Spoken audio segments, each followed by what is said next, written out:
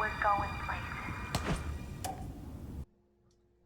Hey everyone, welcome back to another episode of Taking on the Backlog, Bendy and the Ink Machine. And this was a game that was very interesting to me because it gives you that old school cartoon look, but with like a touch of horror to it. And and I was interested in this game because it the art style was very appealing to me. I liked the like that old school, like almost like Mickey Mouse Disney kind of look. But one of the main things I wanted to see was just how much horror did they actually put into this game. Now, I wouldn't say that this game is like Resident Evil scary or anything like that, but I'm not gonna lie, I actually found myself at times being more on the edge of my seat than I thought I would be in this kind of game because it's very misleading. The art style looks very cute and very welcoming, and you probably sit there and think like, how can this game possibly be scary? But there actually are moments where it's kind of creepy and it kind of like surprises you because they do a very good job of starting off the game with no enemies, nothing kind of too creepy or anything like that. Just like kind of looks like an abandoned like studio kind of thing, and you're going through it, and then as you progress through the game, it starts to slowly darken, and you start to see like these ink monsters pop up. Mostly an axe is the main weapon. The game is not a long game. It's only about, I think it's like 4 to 5 hours long. Another thing that the game does really well is I actually really enjoyed some of the boss fights. They have a nice little variety of them. You have, you know, like this video. I mean, there's a boss where it's like a carnival ride. Spins around. You have to go and hit like the lights on the side of it and stuff like that. I thought that was pretty creative. There was times where I found myself constantly backtracking through the same type of hallways and kind of thinking like, where am I going? Where am I supposed to be going? It didn't happen too often, but it did happen a couple times. And I honestly think that that art style kind of, and the lack of like color and stuff like that is kind of what kind of led to that, where I felt like I was going down one corridor and come to find out I actually wasn't. I was going the wrong way.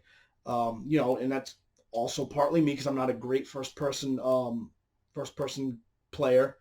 Um, the game's first person view. The characters were pretty interesting. Certain times where, even though the game was short, there was a couple times where I felt like the game was stretching out a little too long for what it was. You know what I mean? Like I felt like the game, they were kind of like trying to push it and try to make it longer because they knew it was going to be a short game. Um, but all in all, playing through the game and beating the game and finishing it, I got to say I did enjoy it. Like I said, I really liked how the game went from not so dark to easing you into a creepiness that was different. I liked the enemies started coming later on. I liked how some of the bosses started showing up towards the end.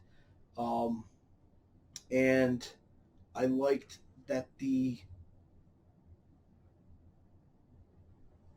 I just liked the world that they made. I felt it was a very Disney inspired type of game. Like they kind of looked at Walt Disney's world of Mickey Mouse and stuff like that, and they were like, you know what? What if that was evil? And I feel like that's kind of the path they went with this. And I mean, the game plays pretty well. The controls were good. I didn't have any problems with the controls. I liked how some of the later levels had things like you're on a boat and you're kind of going through like ink filled like water, which that was kind of fun. Um, the like I said, the carnival part was pretty interesting too. Like they had you had to go through different sections, fight like almost like different mini bosses. Um, it was very reminiscent of Bioshock.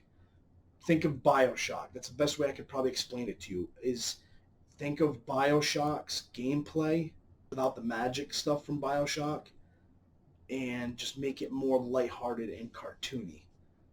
You know what I mean? So I don't know if that helps, but that's pretty much all I got for this one. I mean, this wasn't a long game. I'm glad I checked it out. I'm glad I beat it. Would I say that this game is in the same level as the previous two episodes I did, which was Horizon Zero Dawn and Donkey Kong Country? No, I would not say that. Is this a must-play game? No. Is it a fun game? Yes. It's one of those games, like I said, if you guys can find this game at a good price, maybe, I don't know, $20. If you can find it for like 20 or under, I would say, and if you're into first person, I don't even really want to call it horror, but I guess it kind of is. It's like lighthearted horror. So if you're into first person games, that's kind of like first person like horror games, then it's definitely worth checking out because, like I said, I played through it. I enjoyed it. I thought it was going to be more of like a walking simulator. It's definitely not.